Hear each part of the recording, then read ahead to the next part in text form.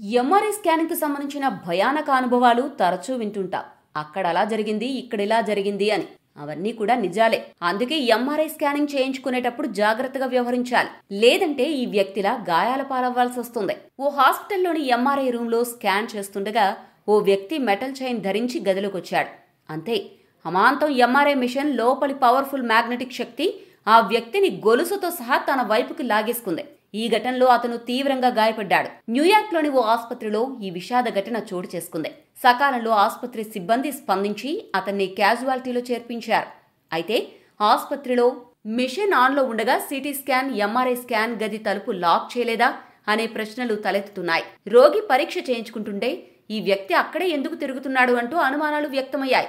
అధికారులు కూడా ఈ ఘటనపై పూర్తిస్థాయి దర్యాప్తు చేస్తున్నారు. ఏదేమైనా ఇలాంటి ఎంఆర్ఐ స్కానింగ్ యంత్రాల విషయంలో పబ్లిక్ అప్రమత్తంగా ఉండాలని చెబుతున్నారు.